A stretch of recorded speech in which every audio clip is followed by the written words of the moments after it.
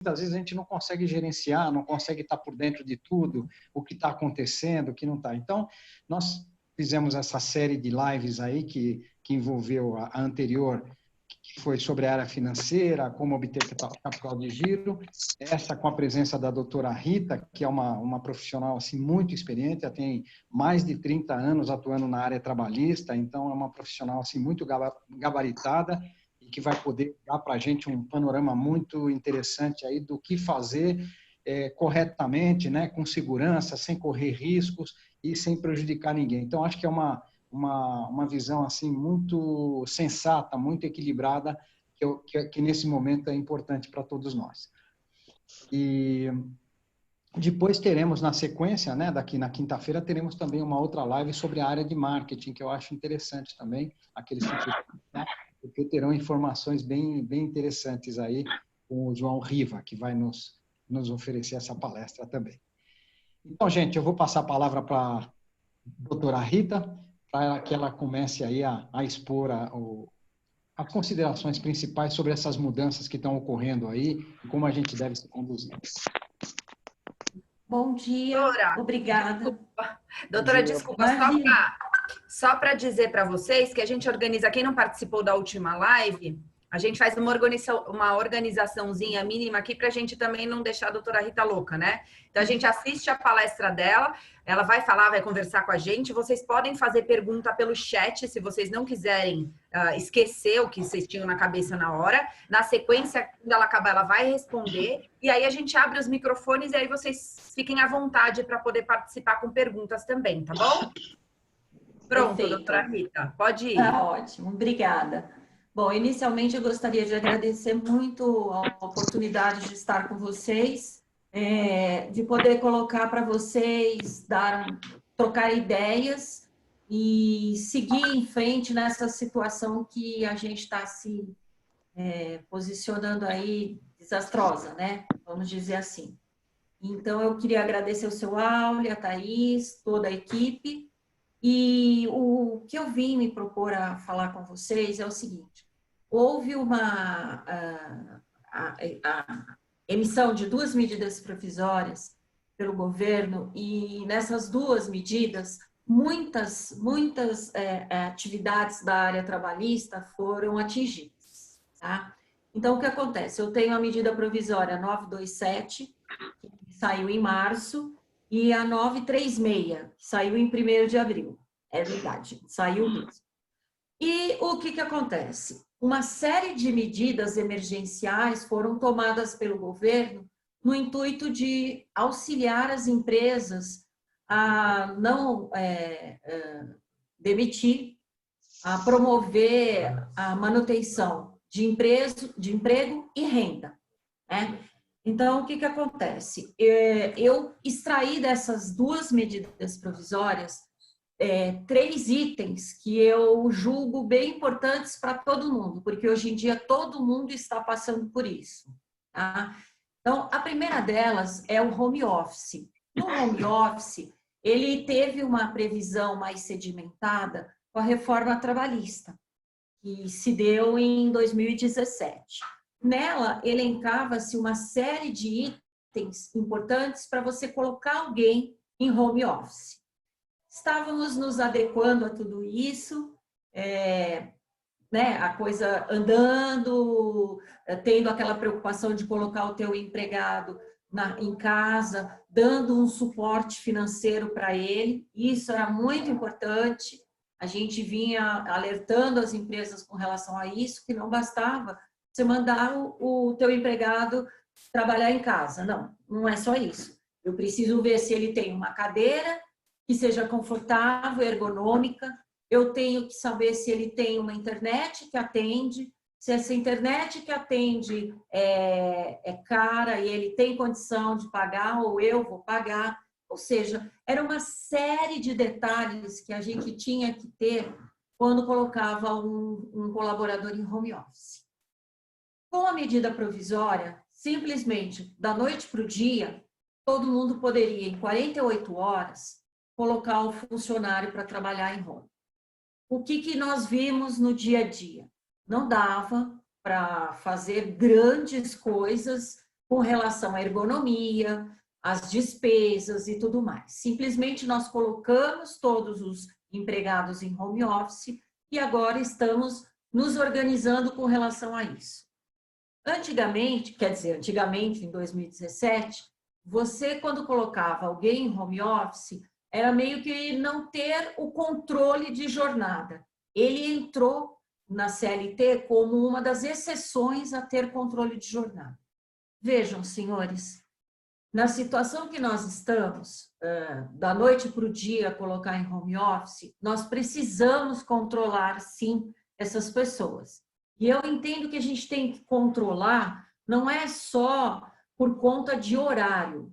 Lógico, a gente tem que ter uma produtividade, sabe-se lá do quê, né? Mas nós temos que ter uma produtividade, nem que seja uma pessoa que esteja na área de vendas tentando contato com os clientes diariamente, porque a gente não pode ficar esquecido como empresa, né? Então, nesse momento tão tortuoso, nós vamos estar presentes e quando isso passar, nós vamos ser lembrados. Então, o nosso colaborador, ele precisa trabalhar, não pode ficar em casa de pijama assistindo Netflix. Então, eu posso sim hoje controlar essa jornada dele e não só isso. O que vem acontecendo já em um mês, né? As pessoas elas vão acabar ficando piradas, porque a vida delas foi virada do avesso.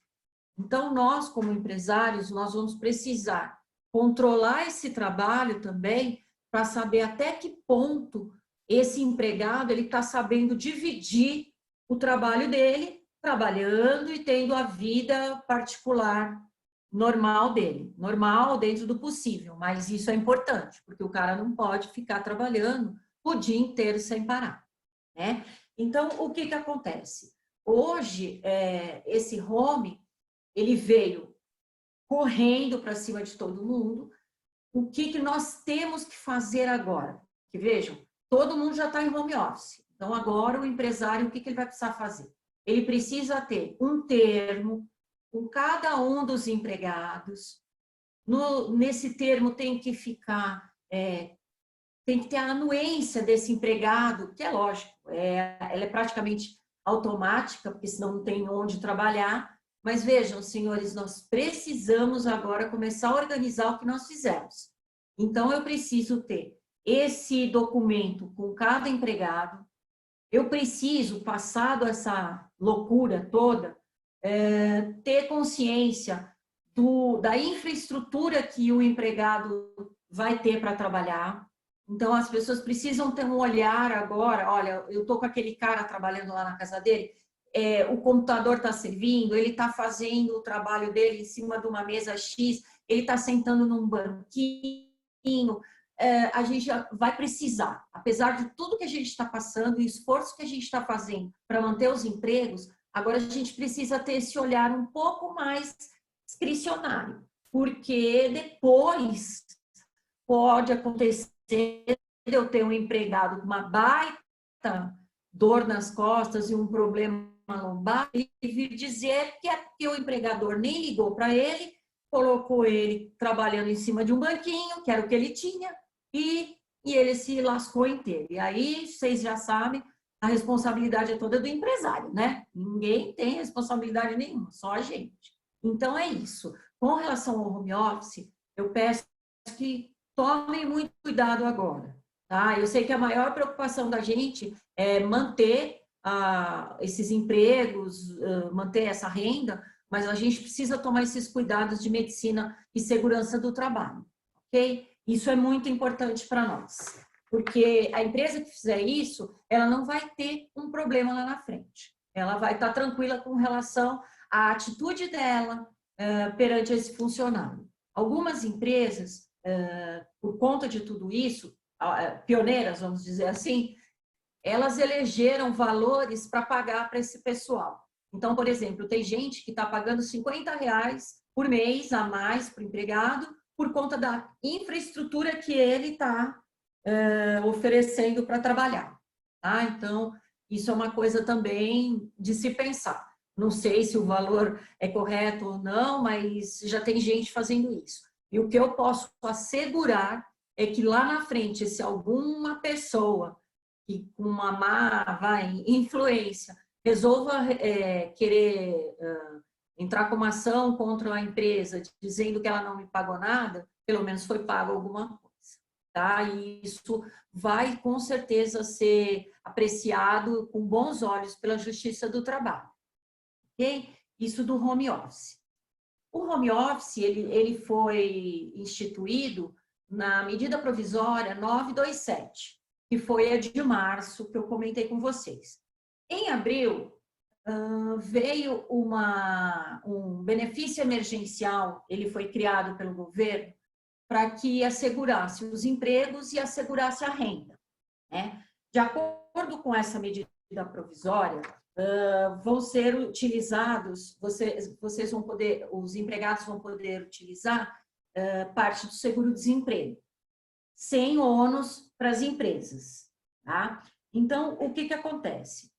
Quando eu vi isso, eu achei sensacional, eu dou a minha opinião, realmente eu acho muito bom esse modelo que foi instituído, e assim, o que eu tenho como diz, alertar todas as empresas assim, se você resolveu usar esse benefício emergencial do governo, seja para redução de salário e redução de jornada, ou a suspensão temporária do contrato de trabalho, é de extrema importância que seja feito um comunicado ao Ministério da Economia em 10 dias. Isso é primordial. Por quê? O tempo vai correr contra a gente. Vamos supor, eu vou dar uma dica. Eu fiz o acordo com o empregado e eu vou avisar só no 10º dia. Nós corremos um risco muito grande. Por quê? Se eu não consigo, o site, né, do Ministério está com problema, qualquer coisa que quase não acontece na informática, eu sou obrigado como empregador a pagar todo o salário da pessoa, tá? Então, o que vai acontecer? O que é uma saída interessante para a gente, se a gente não for diligente o bastante para cuidar, para fazer nesse prazo de 10 dias, ele se volta contra mim, tá? Então, eu indico que as empresas tomem muito cuidado com essa cronologia. Então, olha, eu vou fazer esse acordo aqui, eu tenho que ter um cronograma muito bem definido das minhas ações, tá? E até indico que mais pessoas cuidem dessa informação, tenham um apoio, né, pessoal para poder cumprir esses prazos. Eu indicaria, sinceramente, que fosse informados no site do Ministério o mais rápido possível. Eu já sou uma advogada que não gosta de prazo último dia, muito menos numa situação como essa. Então, eu acho muito importante essa informação bem rápida, tá? O que acontece? Quando saiu essa medida provisória, foi instituído que as empresas que eventualmente já tivessem um acordo com o sindicato anterior a 1º de abril, que elas teriam 10 dias para renegociar com o sindicato, se assim o quisessem. Vejam bem, isso foi em 1º de abril. Mais uma corrida. Hoje nós estamos no dia 14. Esse prazo, vamos dizer, se você, empresa, eventualmente tem um acordo coletivo com um sindicato X para redução de salário e de jornada, e que você queira mudar, e provavelmente tem toda essa possibilidade, porque com a medida provisória você tem oportunidade de fazer reduções diferentes, 25%, 50%, 70% do salário. Eu entendo o seguinte, vou falar com todas as letras. Se está fora do prazo, junte mesmo assim. Faça o acordo mesmo assim e entre no site do Ministério da Economia. Porque o que acontece? No momento de calamidade que nós estamos vivendo, pela primeira vez, pelo menos na minha, né, interpretação e vivência, a primeira vez que estão aceitando atrasos e tudo está sendo levado no sentido de realmente colaborar com o empregador. Tá? Então, esses pequenos prazos, quem passou, junta mesmo assim. Quem ainda não fez o acordo, faça e informe o Ministério com com o menor tempo possível. Tá? Até porque, quanto mais rápido, melhor, para poder também começar a receber. Tá? Então, o que acontece? Nós tivemos a redução proporcional da jornada de trabalho e de salário. Nela, você pode ter um prazo, você pode trabalhar com um prazo de 90 dias, desde que sempre, o salário hora do empregado ele tem que ser mantido. Tá? Outra coisa, poderá esse acordo ser informado no sindicato? Isso diz, né, a medida provisória. E o Lewandowski, nosso ministro do Supremo Tribunal Federal, ele deu uma liminar numa ação de inconstitucionalidade, na qual essa liminar, acho que vocês já devem saber, ele atrela a validade desse acordo à submissão ao sindicato da categoria. Tá? Então, assim, o que acontece na prática? Fiz o acordo com o meu empregado, ele vai reduzir 50% do salário, 50% da jornada dele.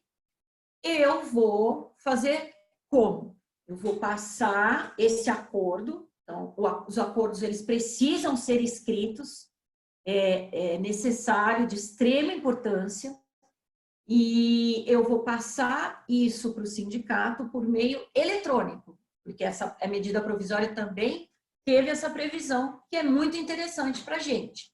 Então, nós vamos passar o e-mail.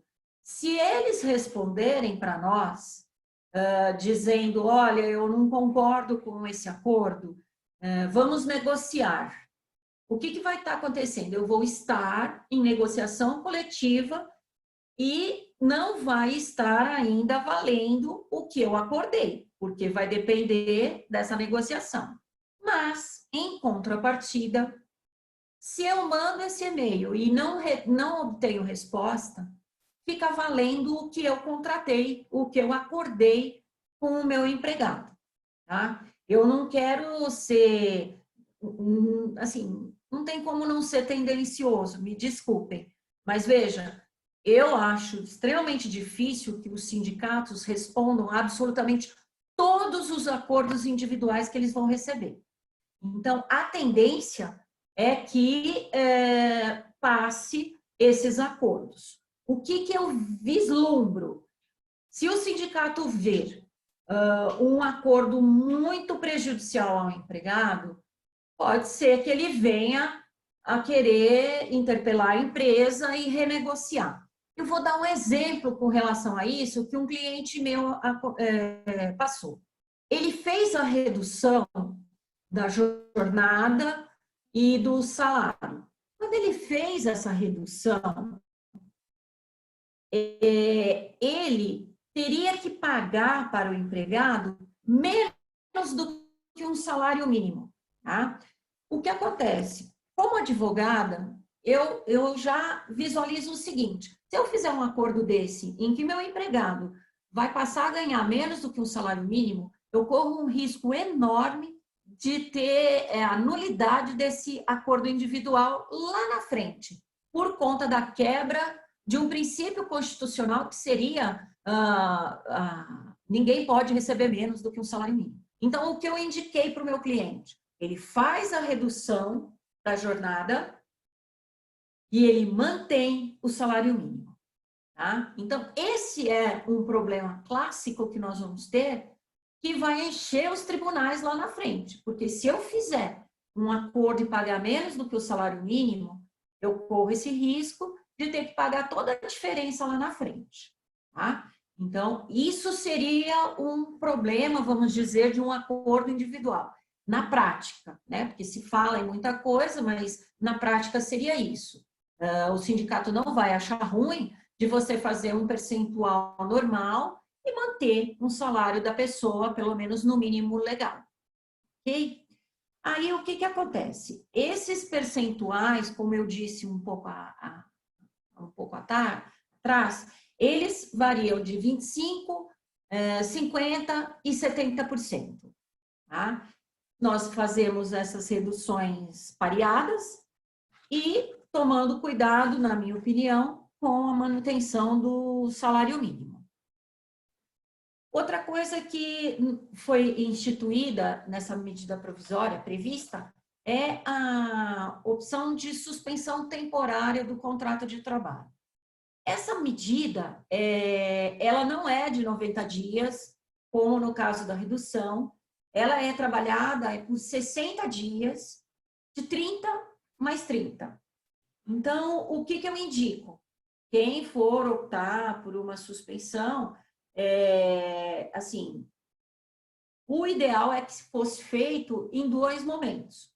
30 dias de suspensão, aí nós verificamos como é que está a economia, como está a situação de cada cidade, porque cada governador, né, está fazendo o que quer. Então, eu faria dessa forma. Eu utilizaria a lei dessa forma. Então, eu faço a primeira suspensão de 30 dias e a segunda suspensão mais 30. Tá? Sempre por escrito, tá? E comunicando o sindicato da mesma forma, ok? Deverão ser mantidos, no caso da suspensão, um detalhe importante, os benefícios que habitualmente a gente concede ao empregado, tá? Então, cesta básica, o benefício de saúde, tudo isso vai precisar ser mantido, ok? Não podemos esquecer. Essa medida provisória 936, ela tem vários detalhes com relação à compensação que a gente tem que fazer no caso da suspensão. Então, vamos supor, na suspensão do trabalhador, eu o suspendo, o governo vai pagar um tanto para ele, de acordo com as regras impostas na medida provisória, atreladas ao seguro-desemprego. E nós precisamos fazer a compensação de 30% do valor do salário do empregado. Então, assim, na prática, o governo vai pagar um X, e esse X que ele vai pagar não é o integral do que o empregado recebe. Eu vou ter que dar 30% do salário como compensação, ok? Isso é de extrema importância. Tudo isso maravilhoso, andando normalmente. Nós, como empregadores, vamos fazer a nossa parte, vamos ter as nossas isenções, e o empregado, isso é uma coisa que eu gostaria de alertar a todos. Quando eu fizer ou a redução ou a suspensão, eu preciso alertar o empregado que, se ele quiser continuar naquele período de redução ou suspensão, a ter como tempo de serviço perante o INSS, ele vai precisar fazer um recolhimento individual. Por quê? Todos esses benefícios emergenciais que vieram do governo não são considerados salário. Então, eles não terão a incidência de impostos e não terá INSS. O que vai acontecer na prática? Esse empregado, para fins de aposentadoria, esse pedaço de tempo dele na empresa da gente, no qual ele ficou suspenso ou teve a redução, não vai contar para tempo de serviço. Então, lá na frente, ele vai ter uma lacuna. Assim, o que eu indico? Se ele tiver lacuna, vamos por sorte dizer que isso tudo dure 2, 3 meses, não é nada assustador. Mas eu acho importante a gente sair dessa crise sem passivo. Então, se eu alertar o empregado, ele não pode ir lá na frente falar, olha, fizeram aquilo comigo, ninguém me avisou, e então vocês vão pagar. E vou dizer uma coisa para vocês, Se ele fizer isso e o empregador dele não avisar que é para ele ficar alerta e fazer o recolhimento, ainda o empregador vai ter que pagar lá na frente. Então, cuidado, porque a gente tem que ficar bem alerta para que quando acabe tudo isso, a gente não vire o bicho ruim da história, né? Então, avisar o seu colaborador que ele precisa fazer o recolhimento dele individual. Okay? Não é que a empresa tem que fazer, ele tem que emitir uma guia, uma GPS e fazer o recolhimento dele. Ponto. Feito isso, nós não temos nenhuma obrigação legal com relação ao caso. Ok? Voltando à parte da decisão do Supremo Tribunal Federal, o que acontece? A briga desde do dia em que o Ricardo Lewandowski emitiu ele concedeu essa liminar que eu comentei com vocês, vem se fazendo muita pressão em cima do Supremo, no seguinte sentido: eu preciso ter a possibilidade de negociar com o meu empregado e não ter que ficar à mercê de um sindicato me responder alguma coisa. No caso das pessoas que ganham até 3 mil e poucos reais, que é o que é previsto na medida provisória. Tá? Então, o que acontece? Com toda essa briga, o próprio Dias Toffoli, o Lewandowski, levou a plenário, que significa, levou apreciação para que todo o Supremo ele resolva esse problema. Tinha no caso, Dias Toffoli, que é o presidente do STF, ele tinha colocado em pauta para o final do mês de abril. Só que o que acontece? A gente corre o risco, se demorar muito, a isso se quebrar. Por quê?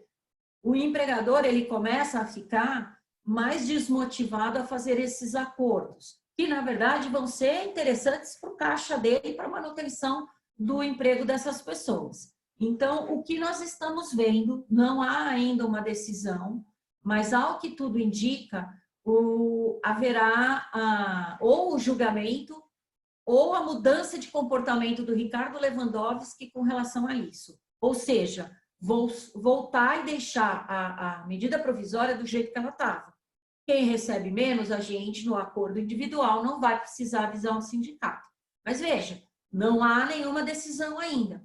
Como não há decisão, eu indico que façamos essa comunicação ao sindicato. Não vamos perder tempo, okay? Porque depois que passar, daí já foi. Então, é melhor pecar pelo excesso nesse caso. Tá? E o que acontece? Com tudo isso que vem acontecendo, isso tem influenciado dentro da casa da gente. Aí eu vou fazer uma parte, se me permitem, não estava nem previsto, mas o que acontece? Nós temos pessoas que nos ajudam no trabalho doméstico. E a medida provisória, ela não é específica, mas ela socorre também o empregado doméstico. Nesse trabalho que eu desenvolvi para vocês, eu coloco à disposição, depois eu peço que vocês coloquem no chat o e-mail de vocês para que possamos enviar esse material, que é justamente uma regra para você conseguir suspender ou fazer a redução do contrato de trabalho do seu doméstico. Eu vejo como uma grande saída para a gente, porque há um medo muito grande com relação ao ir e vir das pessoas, e nesse momento nós poderemos trabalhar, vamos supor, na suspensão do doméstico, 2 meses a pessoa em casa, sem que haja um ônus para nós.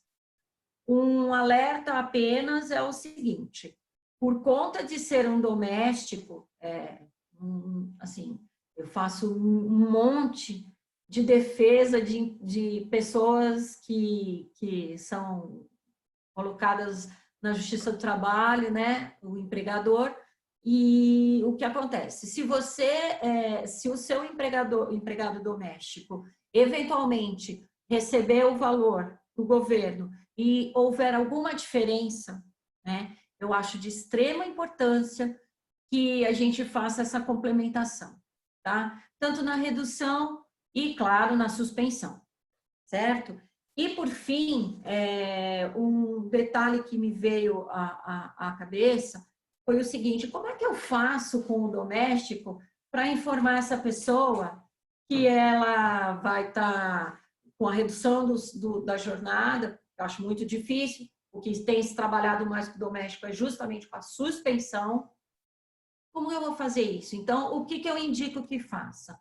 Que você passe o WhatsApp, ele é utilizado, que faça um acordo com esse doméstico, escrito também, por menor que seja, é algo tranquilo, mas tem que ser feito, que ele tenha ciência, que ele dê anuência no WhatsApp, e aí eu vou mais longe. Eu indico que seja feito também por telefone, que seja ratificado tudo isso, porque são meios que são, hoje em dia, eles são aceitos pela Justiça do Trabalho. Então, hoje eu consigo colocar uma gravação, eu consigo colocar um WhatsApp numa reclamação trabalhista, numa defesa, tá? Isso pensando lá na frente, ok? E hoje a gente tem essa condição de utilizar esse benefício emergencial. Nesse trabalho que eu vou disponibilizar para vocês, tem todo o roteiro de como fazer isso, como entrar no programa emergencial, está bem explicado e didático para vocês. Lembrando que, no caso do doméstico, também deverá ser avisado no e-social, que cada um já está acostumado a emitir os recibos e tal mensalmente, também tem que avisar no seguro-desemprego, porque senão não vai ficar compatível e vai ter problema para receber, ok? Por fim, eu gostaria de ficar à disposição de vocês para as perguntas. Gostaria muito que nós conseguíssemos passar por isso da melhor forma possível. O meu intuito nesse momento foi trazer a vocês o que eu tenho de conhecimento, trocar ideias e ficar à disposição para o que vocês precisarem, ok? E agradecer mais uma vez o seu Áureo, Thaís e toda a equipe pela oportunidade de estar aqui com vocês trocando essas ideias.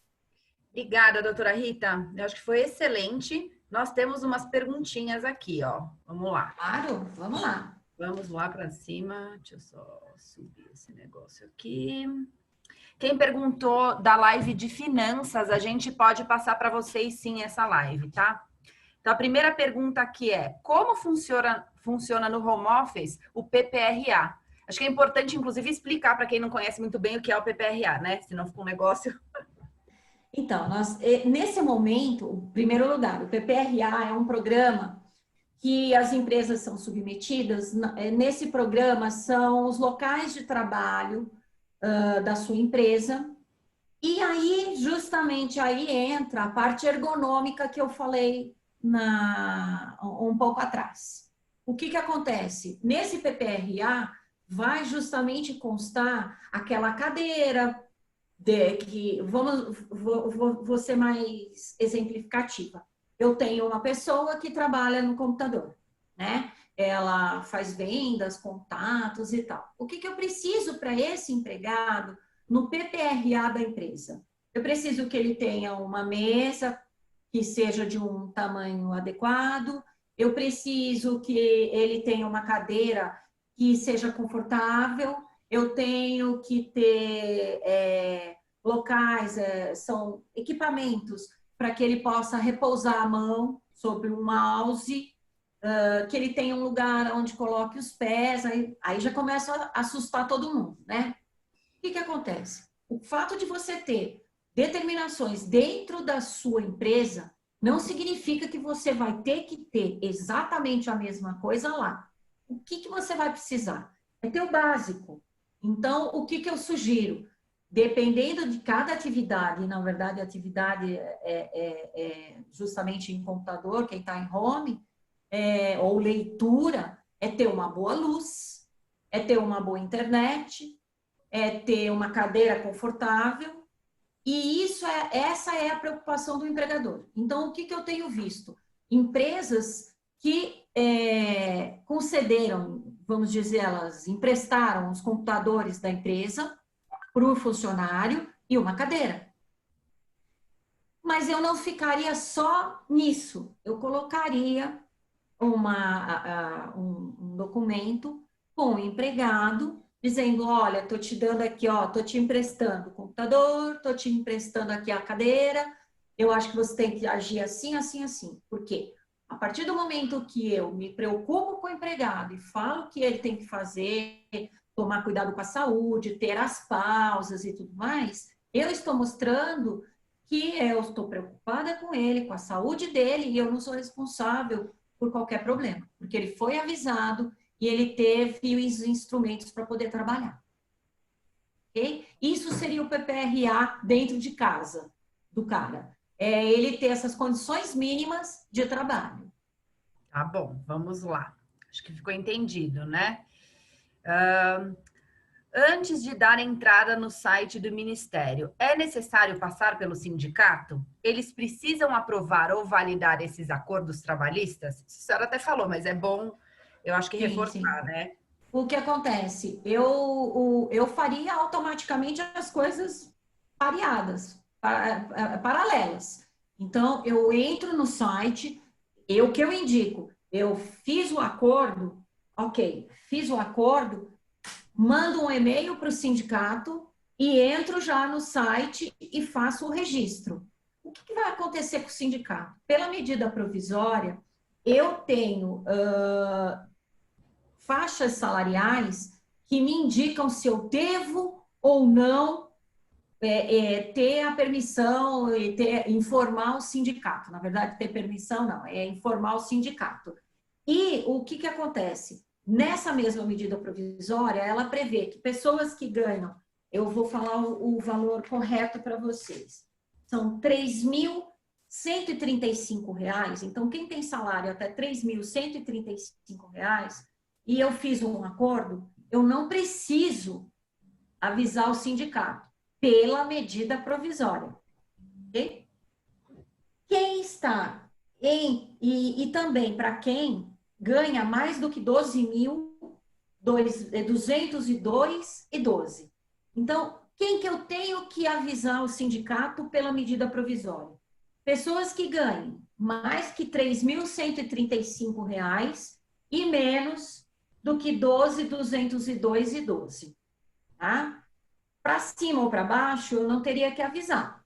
Veio o Lewandowski, deu aquela liminar, falando que todo mundo tem que avisar. Então, o que eu indico? Avisa. Mesmo que você esteja fazendo um acordo com alguém que ganhe menos do que 3.135, avisa o sindicato.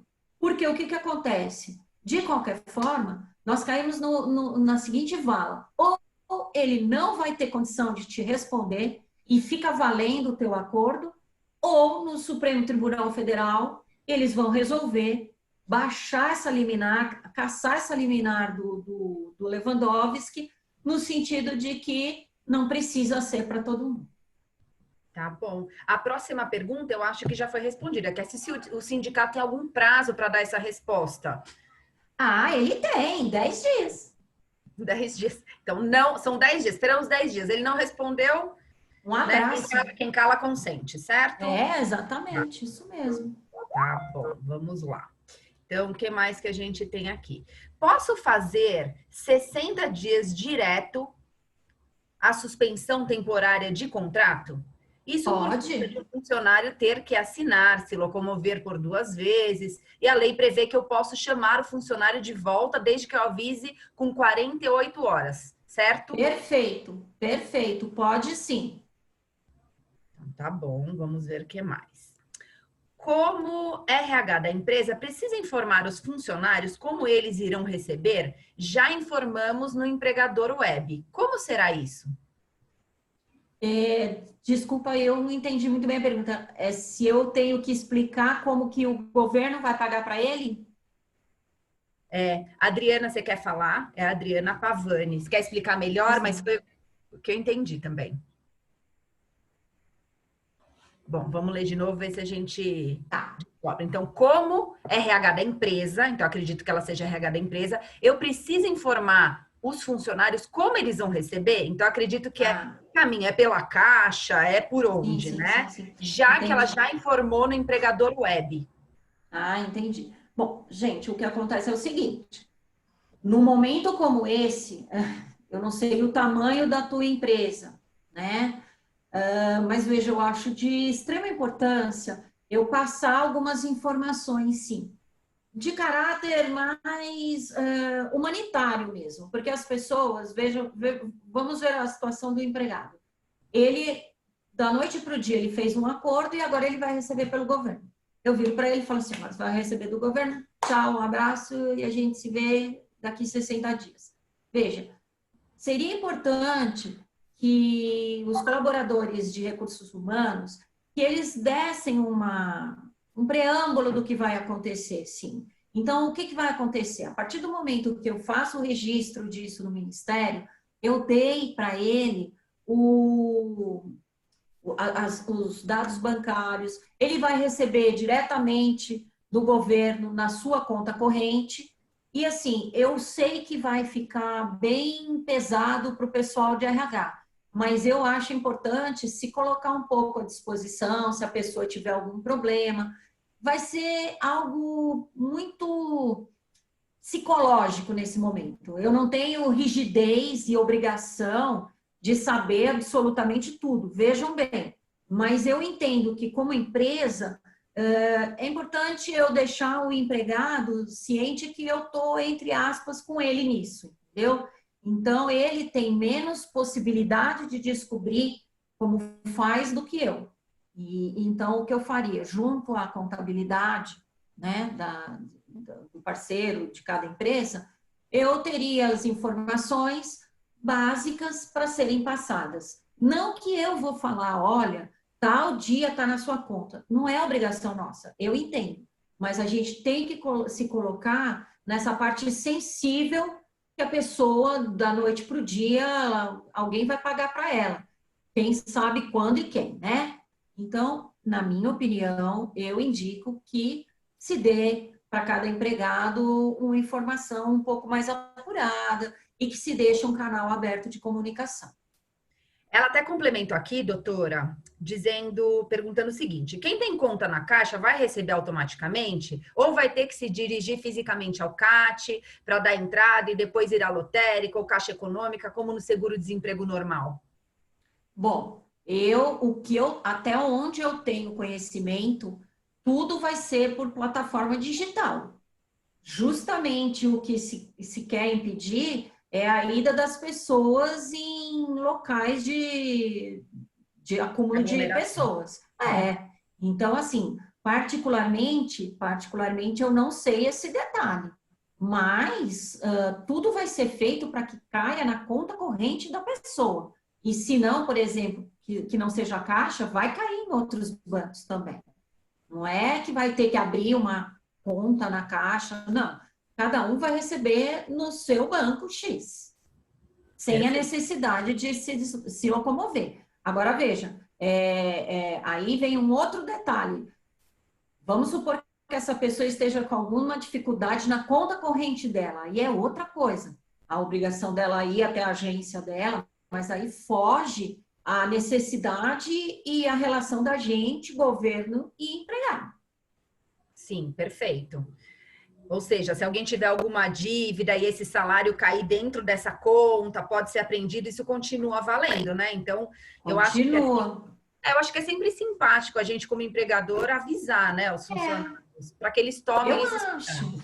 Que eu saiba, as pessoas têm recebido direto pela Caixa, sim, viu, Adriana? Já está sendo depositado, inclusive, em quem tem conta dele, que a empresa tenha sido rápida em fazer esse aviso. Isso! Etc, né? Então, já está funcionando. Adriana Pedreca. Oi, Dri, quanto tempo? Ela falou que foi ótima a sua live, tá agradecendo, viu, doutora? Obrigada. Então vamos lá. Agradeço. Vamos lá. Temos aqui o aviso prévio. Conta como tempo de estabilidade de trabalho exigida nas ações tomadas? O aviso prévio conta como tempo de estabilidade de trabalho exigida nas ações tomadas, ou seja, eu imagino que se a gente demitir alguém agora, é isso? Se eu demitir, ó, a situação é a seguinte. Não, ele na falou medida que não. Fala não. para mim, solta o microfone aí, vamos lá, ó. Deixa eu te dar o teu mute. Ixi.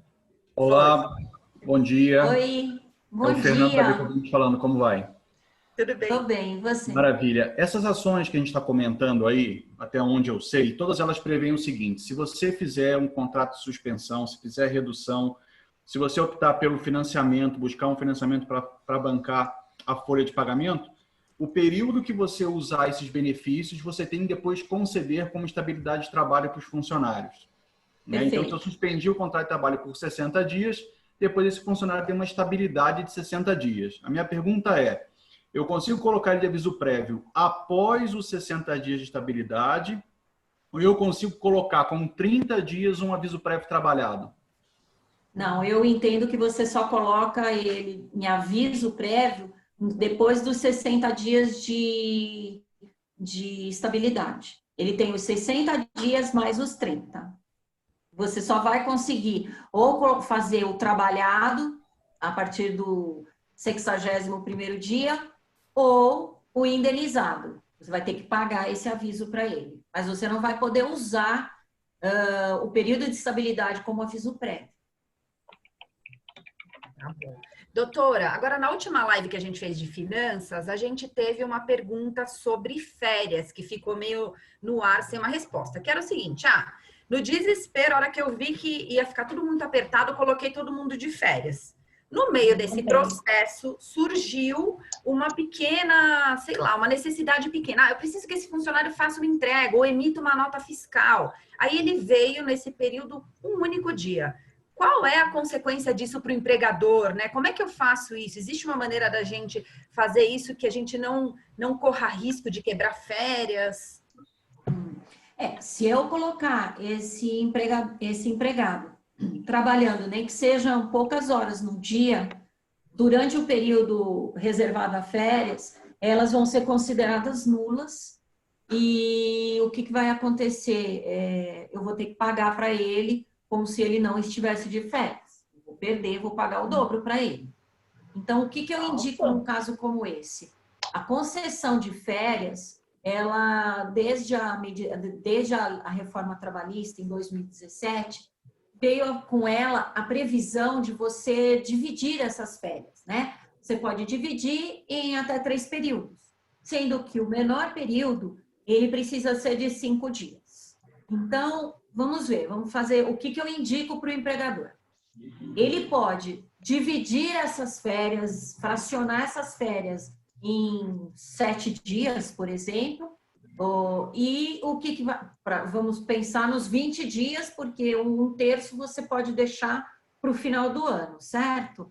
Então, o que vai acontecer? Você divide para tentar ter mais pessoas à tua disposição e não colocar todos exatamente nas mesmas datas.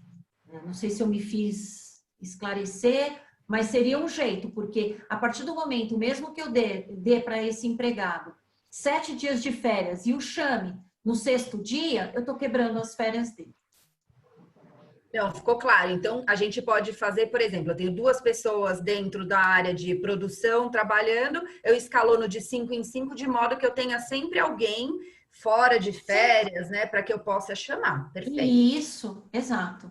E aí, uma pergunta, uma coisa que ficou na minha cabeça aqui na sua live, que algumas pessoas me perguntam às vezes, como que a gente calcula o salário por hora do funcionário? Que esse cálculo também, né? Eu vou fazer não tenho ninguém para me ajudar. Como é que eu faço esse cálculo de quanto custa a hora de um funcionário? Bom, você divide, você pega o salário dele, aí você tem, cada empresa tem uma convenção coletiva, né? Imagino que nós estejamos aqui todos, né, lidando com uma convenção só, ou não, né? Tem gente de fora de São Paulo. Mas, então, o que acontece? Cada convenção coletiva, ela tem a previsão do número de horas por mês de cada empregado. Então, vamos dar um exemplo.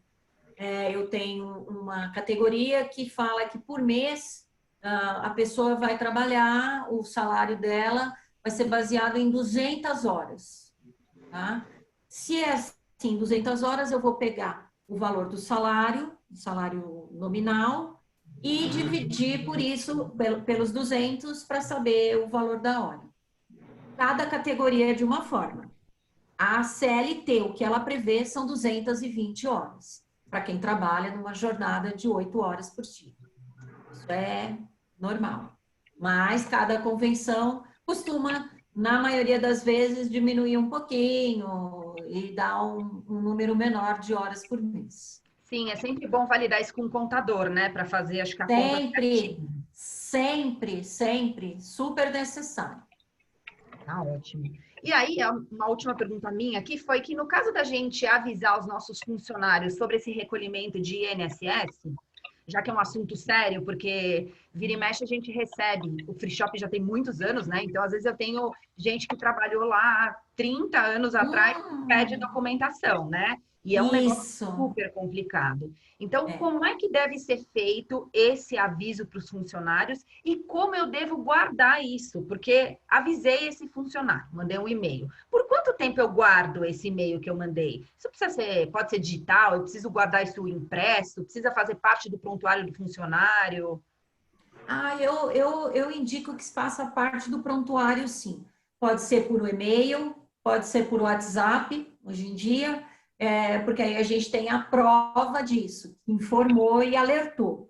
E o tempo que a gente pode guardar é meio... Vocês vão rir da minha cara, mas para nível trabalhista, o empregado, ele tem direito de pedir 5 anos para trás. Então, eu acho que a gente tem que guardar aí pelo menos esses 5 anos, no mínimo. Trabalhista, na verdade, tudo que é ligado ao trabalho, eu indico que guarde por 20, se puder. É verdade. Tá bom, gente. Mais alguém tem alguma pergunta? Todo mundo quietinho. Não sei se ficou muito claro, mas as pessoas agradeceram bastante essa live, viu, doutora? Obrigada. Foi muito boa mesmo. E também, eu não sei se ficou muito claro, mas a doutora Rita, ela fez um documento que é como se fosse um resumo para a gente do que a gente pode ou não fazer, lógico, um pouquinho limitado, mas ela fez esse resumo. Se vocês quiserem receber, é só colocar o e-mail de vocês aqui no nosso chat. Então, antes de sair, vocês podem deixar o e-mail aqui. E vou pedir para você, doutora, deixar os seus contatos. Pois não. Pode ser verbal mesmo? Pode, está sendo gravado. Então, tá bom. Então, o meu telefone, eu vou deixar o pessoal com vocês, fica mais fácil ainda. Faço isso com o maior carinho, por conta da Free Shop. Então, meu celular é o 98899-8169. Eu fico em São Paulo, então, DDD é 11. O meu e-mail é o rita@ritamasa.adv.br. Nesse documento que eu passei para vocês, tem os meus endereços. Eu ratifico esses endereços. Perfeito. E o massa é com 2 Es, né, doutora? 2 Es. Tá bom. Que nem pizza. Então, tá bom. Gente, é isso, então. Deixem o e-mail de vocês aqui. Eu agradeço que vocês tenham participado da live com a gente. Doutora Rita, sensacional, obrigada. Vamos fazer mais vezes, né? Muito obrigada. A hora que vocês quiserem. Estou à inteira disposição. É um prazer. Vamos sair todos dessa juntos. Se Deus quiser. É isso aí. Tá bom? Tá bom, obrigada pessoal? pela oportunidade. Imagina. Então, vou deixar vocês saírem aos poucos, conforme vocês desejarem, para que a gente possa pegar os e-mails de vocês depois, tá bom? Obrigada, gente.